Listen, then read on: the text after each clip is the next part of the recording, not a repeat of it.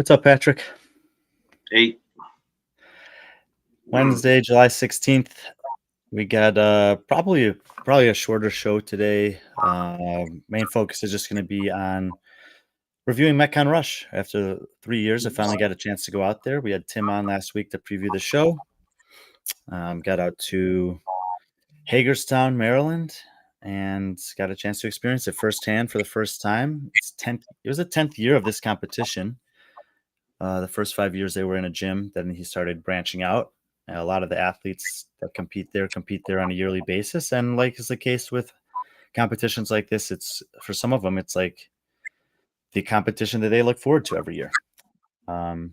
This year, there were somewhere between 300 and 400 total athletes. They introduced a third competition day on Friday.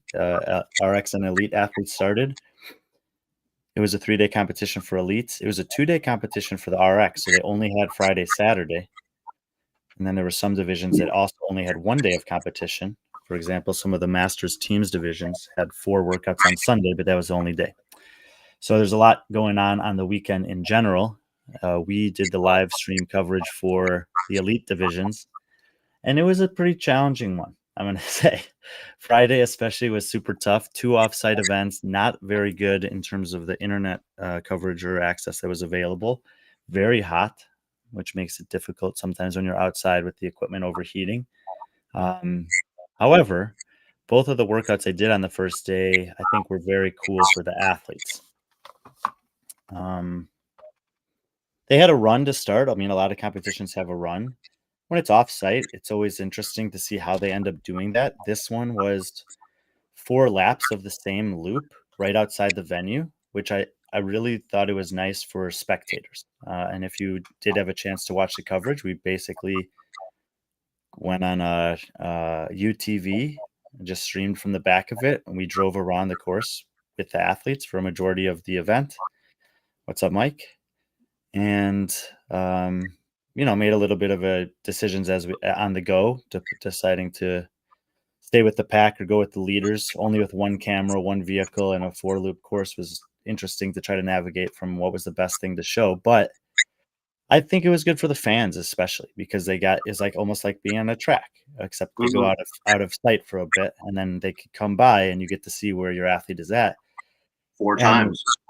Yeah, and round by round, a lot changed, especially because it was all of the elite and RX women running at the same time, and then same thing for the men. However, I did talk to the athletes. They didn't love that because they didn't know who was in their division. So they didn't necessarily know whether they were passing people, that it was relevant that they were passing or not. And this is just like a good learning, I would say, for competition organizers in general. Part of the sport is racing, and knowing who you're racing obviously matters. If you can do a mass start event, great. The athlete's request was basically that all of RX should have gone and then all of elite, because that way I know if I'm passing a guy, it doesn't matter if a guy's passing me, but I can see where the closest girls are, or if anyone in my division is coming up on me. I thought it was fair response from the athletes. Yeah, I think so too. I thought it was really cool that you jumped on the back of the side by side or the 4-wheeler or whatever you're on, and kind of just like kind of what I did at like SoCal. Yeah, well, what if we had a little more planning, we would have put a live camera on you there. And since then we've been like, there's been opportunities at some of these competitions to do something like that, but we haven't ever done it until this one. We had a few different strategies to potentially use to stream that run, and that ended up seeming like the best one. And this is what I'll say. Tim, who we had on last week, who runs the competition, he basically has a crew of like 10 people or so that really make that thing happen. But at the top of that, it's his wife, Becca, and his brother, Keith, that are like pillars of making that competition a success. And Keith is kind of like the guy behind the scenes. Like, he's the utility guy. There's something that needs to be done, a problem that needs to be solved. He figures it out. And he was like, oh yeah, I think he might have even called up a friend of his or something to bring the vehicle over, and boom, we had it within an hour. We tested it out and it worked perfectly. What I like about these competitions that you do is that it gives us gives us an ability to kind of like try new things. In the if there is a really big competition that we end up doing. I mean, it just seems like it's evolving. I mean, I don't know if you saw that little thing that Rodri put up, tagged me on. Mhm. So I'm pretty excited about the possibility of doing the judges view. Um, so hopefully we'll be able to do it in a couple weeks time. But yeah, the first day it looked really cool. I mean, I like the offside. I mean, not offside, but outside running. Like I said, it looked extremely hot when you interviewed the athletes. I mean, they were as soon as they were done, they went inside. And then that lifting event, very, I thought was really cool. I like the whole stage setup. I know that wasn't originally what you were intending on doing, shooting from there, but like you said, you're constrained due to the internet and just the wireless and stuff like that. But that's one of those things when you're on the road doing these things, you're really adapting on the fly on these. Yeah, I mean, I wish I could have gotten a different vantage point. I would have liked to just showcase the entire setup, of how it actually felt to be the athletes there, what the spectators were looking at, and, just give a little bit better vantage point overall, but that was the best we could do from there. Some might disagree, but I feel like it was better than nothing, and, but at the end of the day, like I said, the experience I think was cool for the athletes, 2 offsite events on the first day, nice way to start things out. Well, I mean, you say that you think the experience is good for an athlete. I mean, I guess we can actually ask an athlete and see what their experience was like. So let's add to the stage. I guess his B.Friendly debut, Mr. Noah Wilson. Noah, how you How are doing, y'all? man? Good. How are y'all? Doing good, man. What's up, Noah? What's up? We were just kind of we was just starting off by just talking about the weekend overall, and then we were just like dialing in on the first day, where we obviously had the run and the lifting that were both off site. We were talking a little bit about the challenges from the broadcasting perspective, but we also wanted to like make sure to acknowledge that I thought it was a couple of cool events and opportunities for the athletes. But you can walk us through it from your perspective, obviously your own, and then talking to some of the guys. What was that first day like for you guys? Yeah, I like the fact that we did 4 laps instead of just a straight 2.4 mile run where you really didn't know where you're at. You kind of know where you're at each lap. So that was good going by, seeing everybody. That was a good way to do it. And then the lift, that was just really cool. You don't get to do that lift right in front of everyone. That was cool to do. So Yeah, we hadn't really gotten into the details of the lift yet, but it was also, anytime you're doing a max lift or a max metcon, there's a variety of different ways that you can do it. And in this one, they gave you 4 2-minute intervals, and you could lift anytime you wanted, but you only had one chance to lift. Obviously, well, not obviously. You were in the final heat with only 3 other guys. But how did you feel about that format in general? yeah, I like the fact that you're put under pressure to go hit what you need to hit, and you only get one chance. Obviously, you could start a little heavier, and then if you do happen to miss, you have the 3 other sets. But it does put a little pressure. I think that's better for some people. Other people, it's not. It's a little annoying whenever I miss the 330 and I know I can get it. But Well, I wanted to ask you about that. You had well, you'd won the run, kind of going away in the morning, and you made it. We did a little interview. You made a point to tell me you were going to put up some big lifts in the evening as well. And you started off, I would say, like moderately conservative.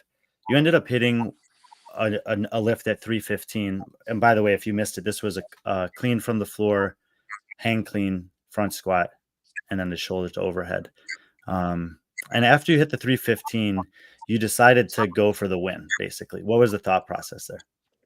oh well, I hit it. I felt good. All the lifts felt good. In the warm up area, I was warming up and we were on the gravel.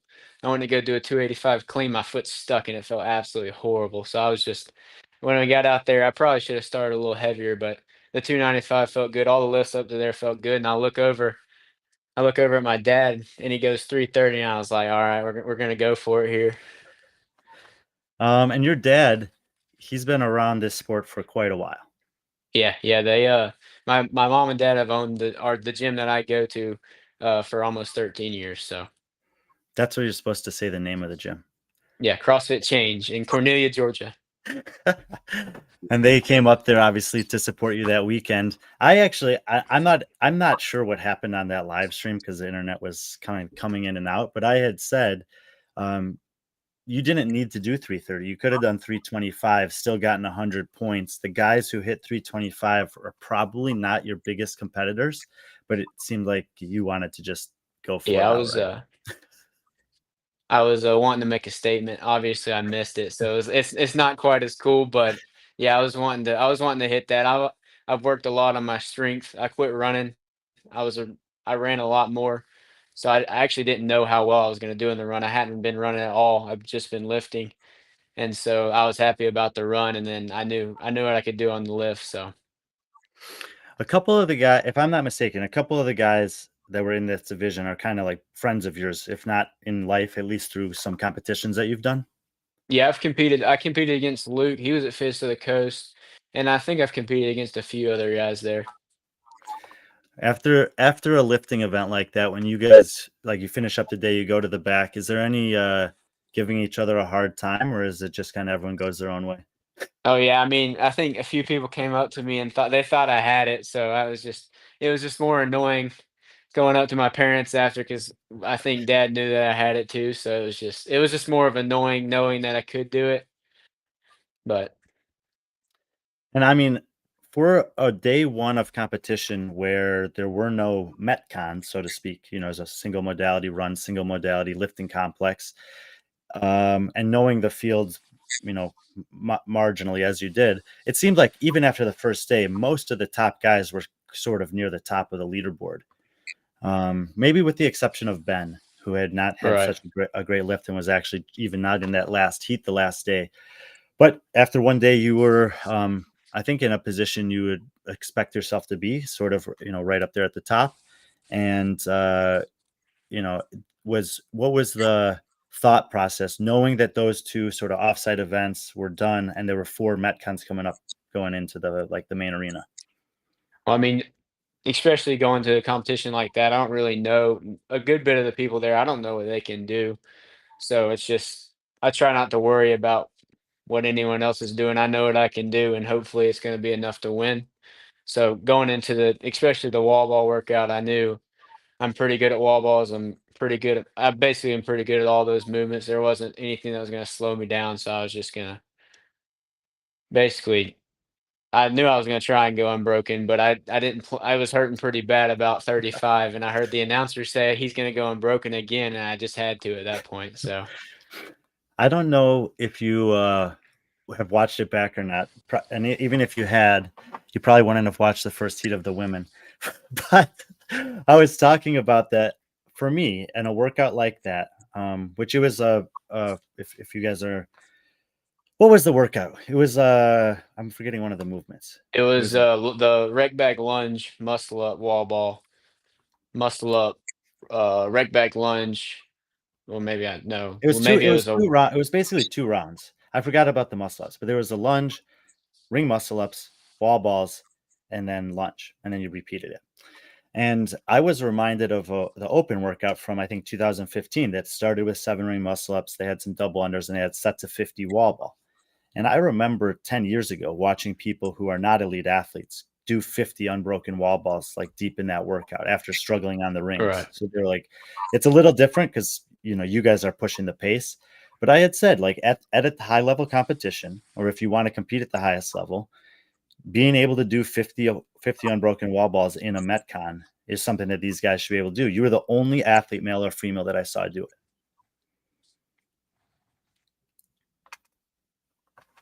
Can we lose him? Might Patrick? have. Oh, Yep. Right here. I wasn't sure if it was me for a second. Well, we'll see if he comes back. But yeah, he was the only one who did that. And that's, it's interesting also to hear him say that he was in the middle of it hurting and he heard the MC, and the MC was kind of like a motivator for him. He ended up winning that workout by a minute and 25 seconds. So he didn't need to do that. I think my Wi-Fi cut out or something Back? there. Yeah, Cornelia, Georgia for you. yeah. Middle of nowhere, the Wi-Fi is probably not great. No, we were just talking about that. I think you were the only one who did those 50 wall balls unbroken, male or female, and also that you didn't have to. You know, you won the workout by like nearly a minute and a half. But I think for you, sometimes it's important to do that for yourself. Right. Yeah, I think especially when I know I can do something, even no matter where I'm at in the workout, I want to be able to, because it could be a different competition. I'm competing against someone else. If I stop at that point, they can pass me there. If there's someone that's better at wall balls than me, if I don't go unbroken, so it's good to know that I can do those things and just push past where I want to go. So that was a workout that you knew you were good at. You, I think, still found a way to challenge yourself and kind of hold yourself to the standard that you have in terms of execution there. Always it feels good to get a win.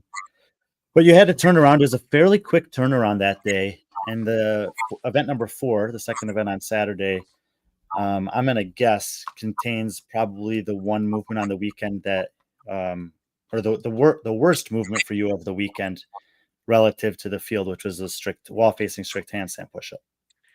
Yeah, so when I did that one at home practicing, I kicked up into it without doing the wall walk, which changes a lot. Um, and I got long arms. That's one of the things I've worked on a lot.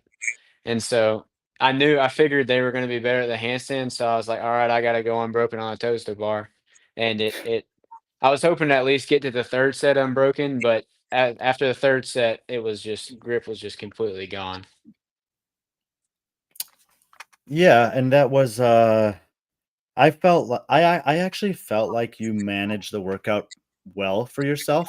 You know, the guys that ended up beating you on this workout were the next 3 guys by the end of the weekend. Ben took first on it, Luke took second, and Josh took third.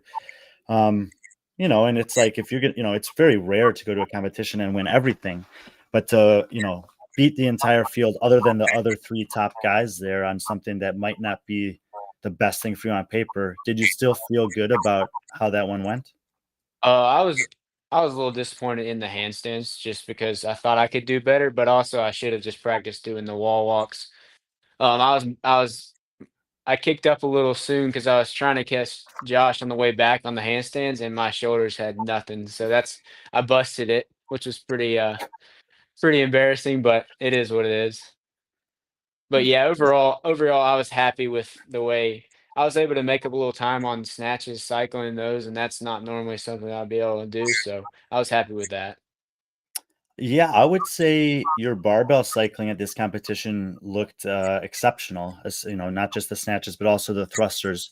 In general, is that something that you've been working on, or why do you think the progress has been there? Yeah, I mean, like medium weight cycling is what I've worked on a lot, and just moving heavier weights was a big problem. And then the top end weights, but also just moving those medium weights fast. That's what I've worked on a lot. So it's good, like the thrusters.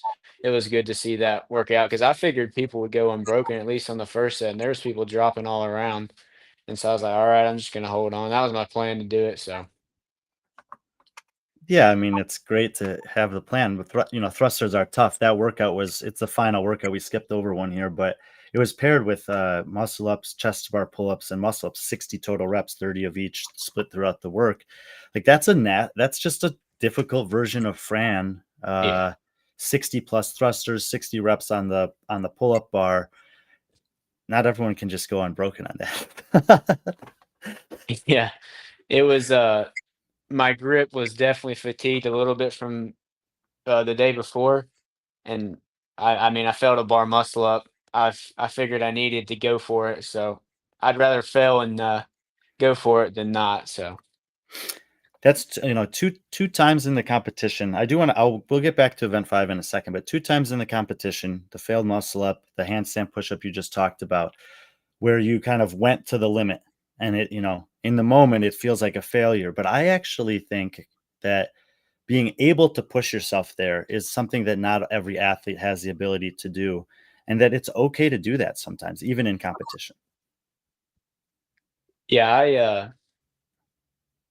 I think as long as I was pushing, as especially on the last workout, I wanted to win it. I didn't want to go and get a third. I mean, I probably would have gotten first with a third or fourth or whatever, as long as Luke was close. But I didn't.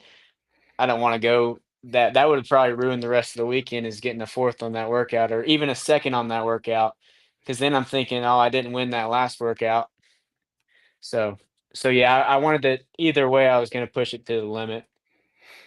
It is interesting how frequently the eventual winner of the competition as a whole also wins the last workout, and definitely it is a nice way to go out. But even a better way to go out is to win all of the workouts on the last day, which you Yeah. also did.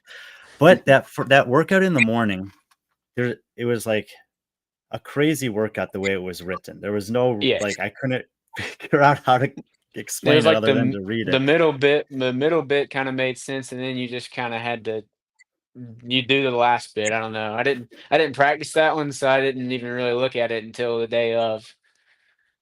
Well, it started with 120 double unders. And in your heat, which was obviously the final heat, as the leader coming into the day, you were the last one done with the double unders. Um, and did you realize that when it was Yeah. happening? Yeah. Did you expect that? I mean, I didn't realize I did double unders that slow, but I mean, once I got off, I kind of turned around and smiled going to the legless rope climbs because it made me laugh a little bit. I was like, I must just be doubling or really slow right now, or something. I gotta pick it up. But no, I didn't expect to be last on the double unders, but I wasn't really worried about it. No, and there were a set of 6 legless rope climbs. You passed about half of the field on that, or the heat on that, and then by the end of the 30 deadlifts at 315, which sounds horrible to me, you were right back in the lead. Yeah, I thought I could do a big set to start. So I think I did 12 or maybe 13 to start. And then I was just gonna try and hold on because I at that point the 6 regular rope climbs weren't as gonna be as grippy after the deadlifts. I just have to get through them, and then you got to row and burpees, so no more grip. So really, it was just worried about the legless, but luckily that was at the beginning of the workout. So if it was 6 legless, I probably would have broken them up. If it was 6 and then 6 more, I probably would have broken them up a little more, but not really worried about the grip doing regular rope climbs. So that was kind of a little walkthrough of some of the different workouts. If you guys are curious what we're talking about and want to watch them, they're all on B.Friendly Fitness. You can go back and watch Noah and the guys and also the women in action a little bit.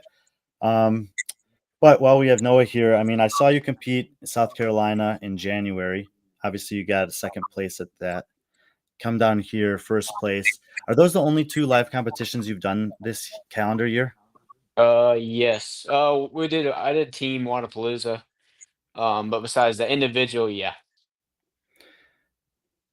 How did you like the team competition, by the way, with the guys? Uh, I enjoyed it. It's more of a not relaxed, but you have other people around you to kind of your nervousness is you're sharing your nervousness. So it was a lot of fun. Wadapalooza was a lot of fun. That was my first year doing it. So yeah, I enjoyed it a lot.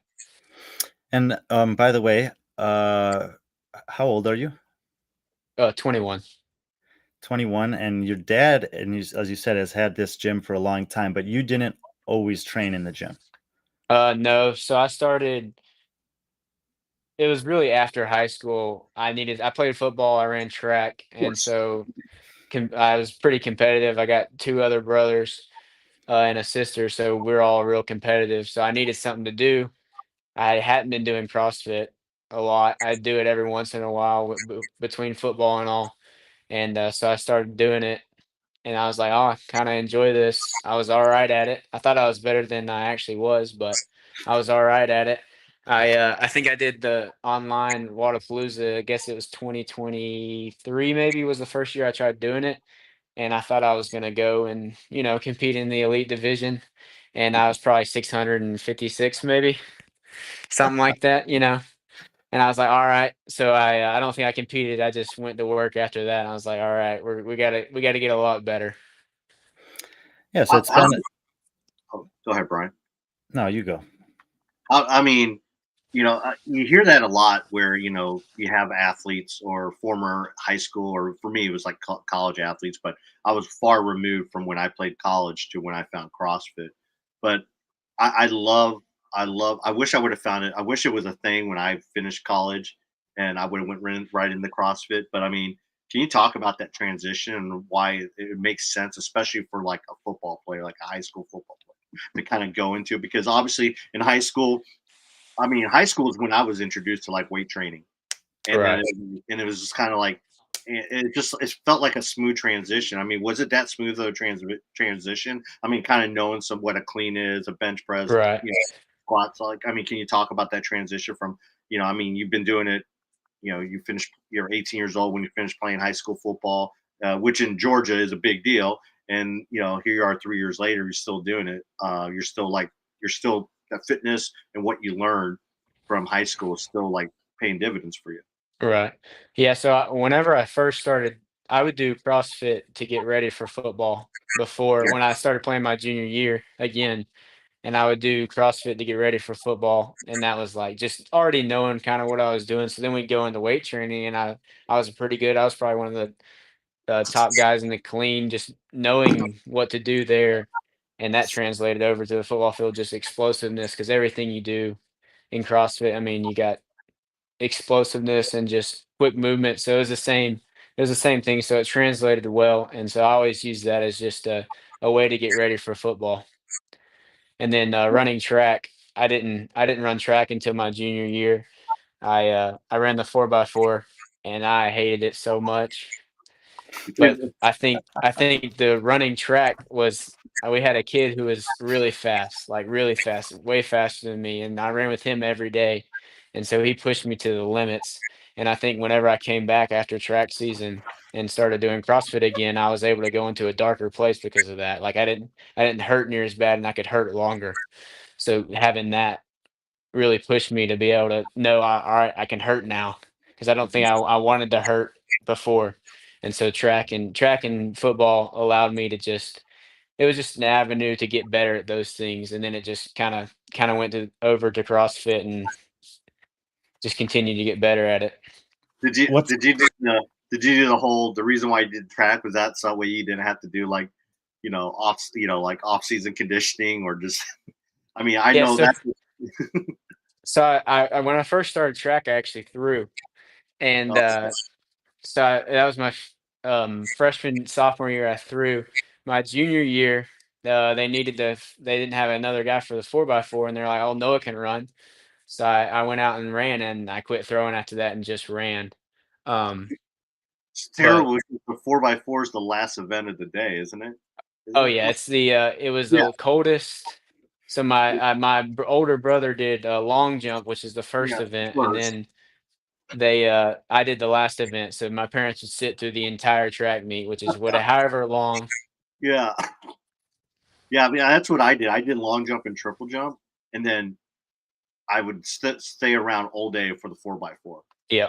I hated the 4x4. The only reason why they put me on, I was on our B team, our set because we always had two teams, our A team, which was like a state team, and then I was on the B team. I just hated the 400. I just, Yeah. I just didn't well, like I liked the 300. I hated the last 100. yeah, I didn't like running it by myself if it was just the 400, but if I ran the 4x4, it was a little better just because I knew other people were hurting with me. Yeah, that makes sense. That makes So, sense. what's more painful? One lap 400 meters in the relay on the track or 1 minute echo bike for calories? they're about the same feeling. It's like you can't feel anything after. Mhm. I'd say they're about the same feeling. There's been a few times in CrossFit that I've hurt the same as me doing a 400-meter sprint. Yeah, Like that I'll compare workouts and I'll be like, that felt like I just ran a 400-meter sprint. What you've been training to compete now for 3 years. You've had two successful competitions this year. Um, what are you doing in life besides training to compete right now? So I work over at a small windshield shop here. It's a small family-owned business. So I do that during the week. I usually do that, and then I get to training in the afternoon. So I go work out in the mornings, go to work, and then go in the afternoons. And then I'll coach a class for us a few days a week, and then get my workouts in. Do you have your L1 or L2 or Yeah, L1. nice, nice? Yep. And in terms of competition, have you given much thought to what is next, or if you do have any kind of goals of places you'd like to compete or things you'd like to achieve in the next couple of years? Yeah, so I'm going to Beach Brawl in September. I know I'm doing individual there, which I've done that the last 2 years, and then I'm doing team there also.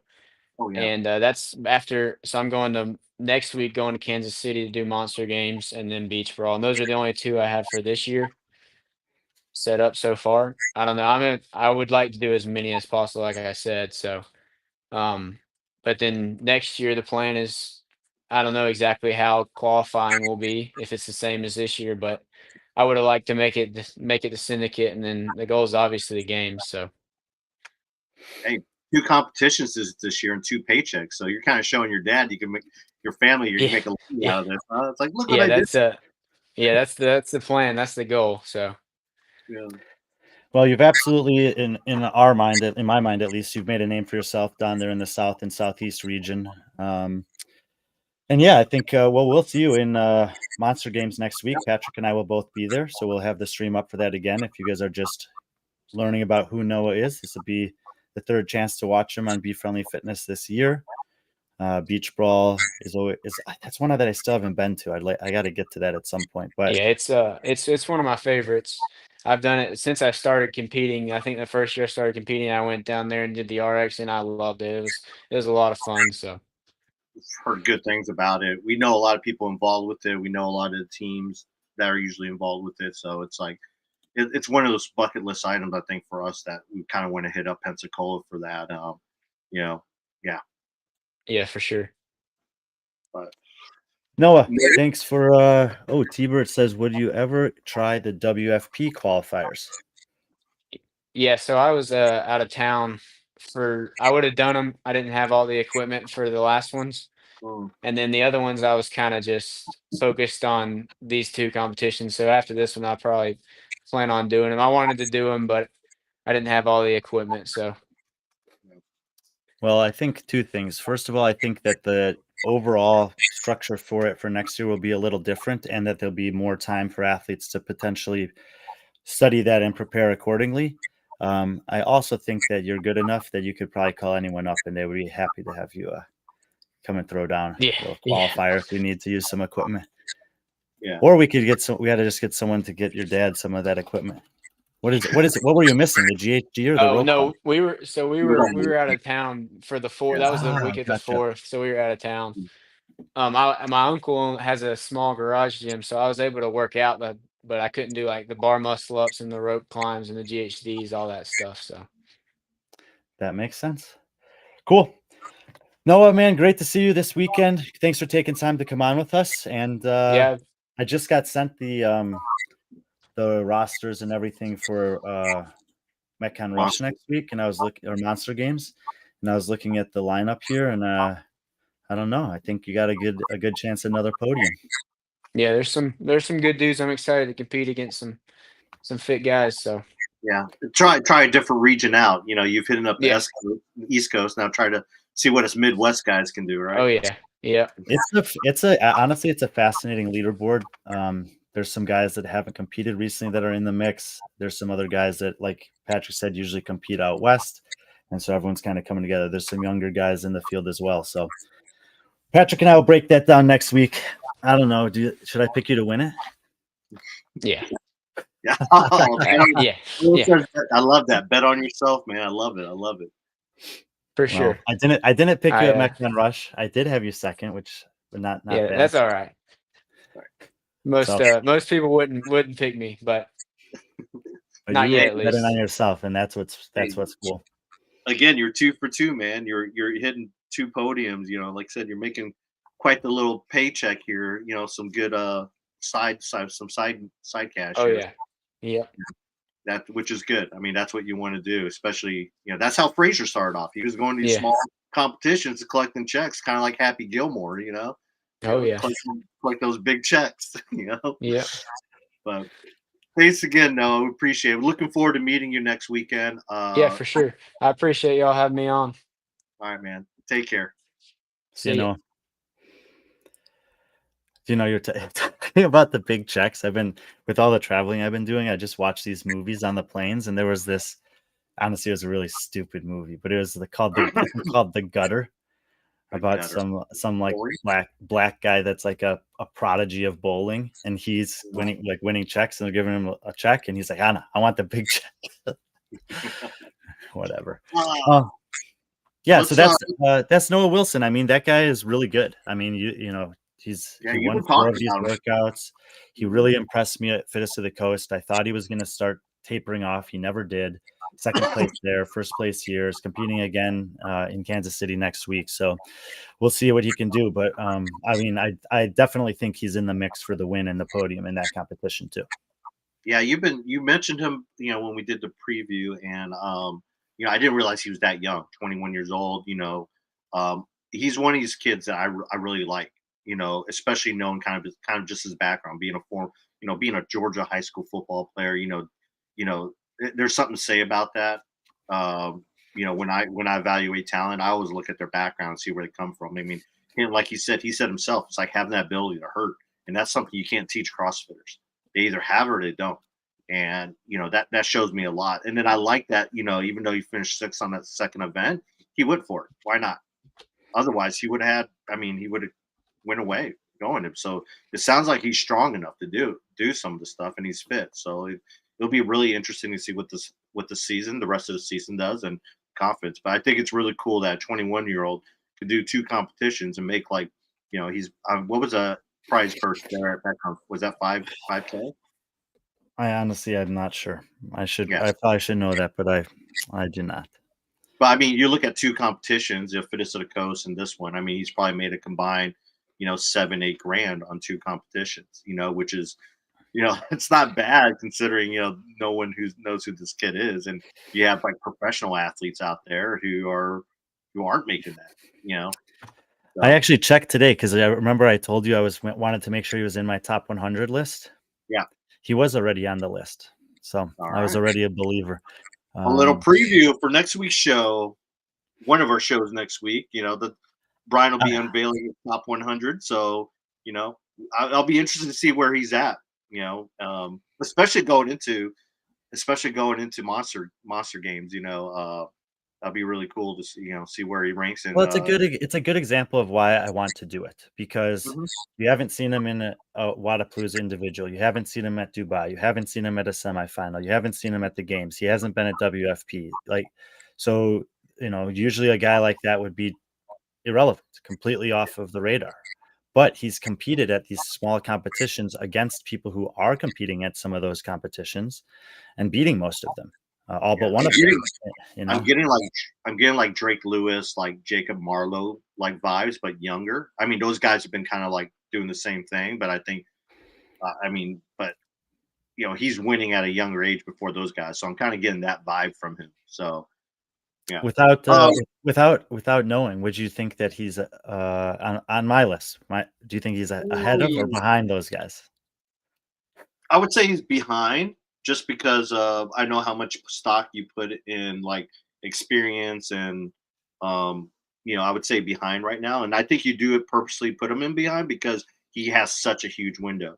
Me and you've been burnt before when we've seen we've seen like these athletes and we think so highly. I mean, Jason Hopper is a good example. You know, right. You know, did amazing, and then we overrated him.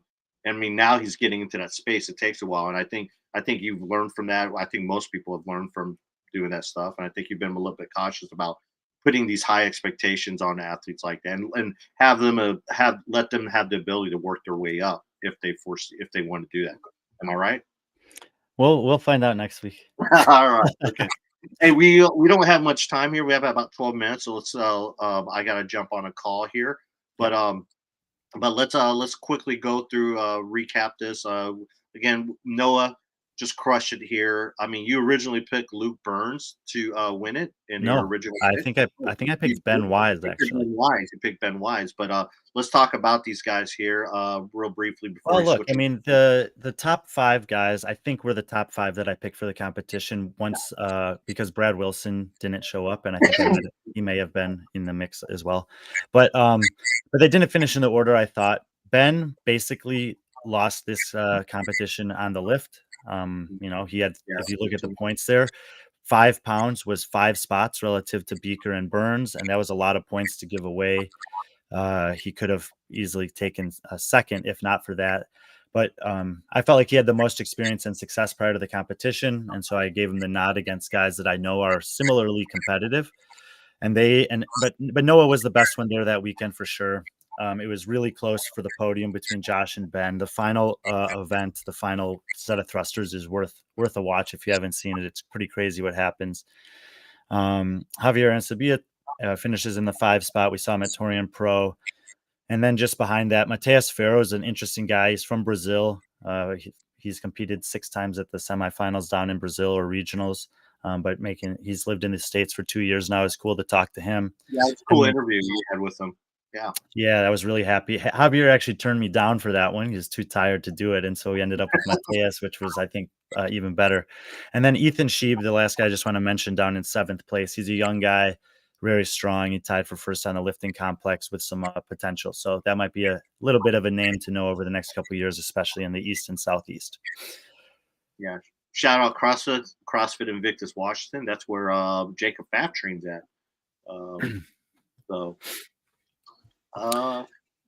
Yeah, I mean, obviously Noah, just a great standout performance. Again, 4 out of 6 events, and then I mean, he hits that last lift. I mean, you're talking, it's a pretty, he goes away, he runs away with it. And I really, we're seeing a lot of guys here that maybe aren't familiar for a lot of people outside of you and maybe Wes Peters.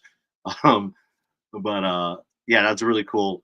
I think anything to follow up with the men before we switch over to the women. No, I think it was kind of as the usual suspects at the top that you would think here, a little bit different order, but that's, of course, the nature of competition. And Noah, once again, uh, you know, putting his name on the map a little bit. Yeah. So let's switch over to the females or ladies. Yep. A closer competition. I mean, basically from start to finish. I mean, I was really impressed. I know Hannah's been working on her running for a while, and Caroline. Some people wouldn't pin her as a great runner, but I mean, they went 1-2 in that run event. Well, Caroline has been, we found out, look, she hadn't competed at all since last year at semis, and I wasn't sure what to do with her. We'll consider Mariana Mesa not in the equation since she didn't show up. So I had Caroline 3rd. But, I think she's been doing class workouts at Krypton and running. And that's what she's been doing for exercise for the last year. And she looked phenomenal, dude. She was so good. That's probably like, I don't want, like, the most athletic I've seen. It seems like every time I see her in her game, she's like a little bit more bulked up. She looked leaner. And that maybe that's attributed to maybe you're, when you're not competing, maybe at that higher level like she is anymore, you don't need to do all that weightlifting training, all that stuff. And, kind of like what you see, I thought she looked, this is probably the best version of her I've ever seen. Yeah. And so she came out, crushed the run, went to the lead from the start, just kept extending it. Hannah started literally like 30th or 35th amongst all the women in the field. Yes, and she just constantly tracked down everyone until she was in 2nd place, which was great. She wins the lifting event in 2 attempts. She could have done more. She didn't need to. She comes back and wins the opening workout, the first to start off the competition. But Caroline takes 2nd, and then Caroline runs away with the 4th workout. That was the wall-facing handstand push-ups, and Hannah finishes 11th.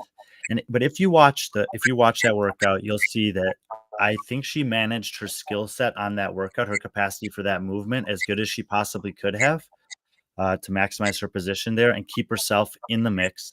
She comes back and wins event 5. Caroline takes 4th, which was huge. Actually, it was huge for Caroline because Caroline was behind even further relative to the heat in that. And she just went to town on those last burpees. She ended up tying Anna Vincent at the last second on a burpee. And because of that, it was dead tie going into the finals between the two of them. A straight up winner take all. And, just, I mean, I think that experience of Caroline and just her, I mean, it's it kind of paid off in that last event. Finishing first. Obviously, like I said, winner takes all.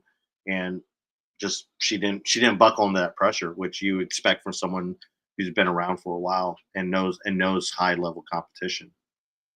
Yeah, and I mean, Hannah had told me that she has been working on the upper body pulling. She's been working on the cycling, squatting, thrusters, etc. And I think it definitely showed in this workout. But Mhm. like we said, it's a version of Fran. Um, it's a it's like a final open workout sort of thing.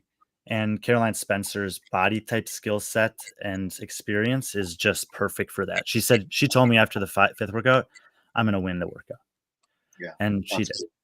good. So anyway, Caroline Spencer, if she continues to compete, I don't know. She seems like she was having fun with it, which is a good sign. Hannah Black's been competing like crazy. The Yeah, results for the WFP qualifier are not finalized yet, but they should be this week. And she's was in the pro field after the initial posting. So she'll have more competition coming up later in the summer. But I think that somehow, despite competing a ton, Hannah Black has still been getting better this season. I think so too. I think not only that, she's getting that individual competition experience. We obviously the last past year. I mean, she's still relatively new, like onto the scene. She kind of broke out 3 years ago at with that amazing lift at the North America West semifinal, and she's kind of just steadily building her way back. As an individual athlete. And I've been impressed with her. Everything like I've been really impressed with the running, starting at WFP where she ran. She looked like she'd been working on her running, like just the way she runs. And she's a taller, you know, bigger woman compared to some of the people in the field, and she just sticks out. And I think her. I know she probably wasn't happy with the result. She probably was, as everyone thought she was the favorite. But I think something like this is actually it's good for her. Again, it's experience. It kind of like tempers her expectations a little bit. It shows her that you just can't walk into a competition and think that you're going to win it. There's always going to be someone there, and she's only going to get better from this. And this season's going to end up being one that she's going to look back when she ultimately makes it to the peak of the fitness world, whether it be at the CrossFit Games or at WFP, and she's going to look back at the season as the reason why she's there. Yeah. So Spencer won, Black 2. I got to give a big shout out to Madison McElhaney. Yeah. Didn't Haven't did seen her not. for a while. She's basically not done a relevant competition in 3 years since moving to Colorado, and she actually told me that training up there at elevation has been hard on her.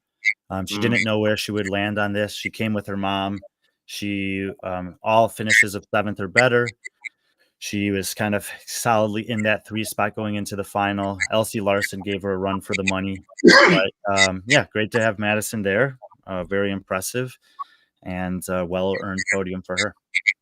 Yeah, there's some LC, she's one of another young athlete. Jenna is a former teen athlete. I mean, so you look down this list, it's a lot of women getting some experience at a young age, and to have kind of go, with some, a games athlete, perennial semifinals in Hannah Black and Madison. I mean, for some of these ladies further down the leaderboard, it's a good experience for them, and they're only going to get better from it. And Elsie Larson is 18. She was second place at the games last year in the teenage division, and she says she's doing this full time. So I think that we will see more of Elsie. She's studying on school or taking online schooling and training full time to compete. So I think we'll see Elsie again. Patrick has to go, and we wanted to keep this episode relatively short anyway. I will pull up this comment from William Tell, Guillaume, the French version of William. Do you guys care about the sale of CrossFit? Is it a chapter you're not interested in? Yeah, absolutely. We care about the sale of CrossFit. I mean, I think that sometimes people lose the plot a little bit. CrossFit, at the baseline of what it is, the methodology, the lifestyle, the training, the practice, the nutrition, like all of it is at the core of who we are. Pretty much everything that I do in my life is centered around that. Unfortunately, the circumstances surrounding the sport, Dave Castro specifically, what happened at the games last year and the response to it has caused me to not feel as connected to the game season this year as I have been for the last 12 years. But it doesn't mean that I don't care about CrossFit and everything that it is. It's like basically my life, my passion. And yeah, what happens with the sale of CrossFit will dictate where the future direction goes. I've talked to a lot of people that have said something similarly, where they're just kind of waiting to see. And it's one thing for it to sell, and then it's another thing to see what the fallout of that is.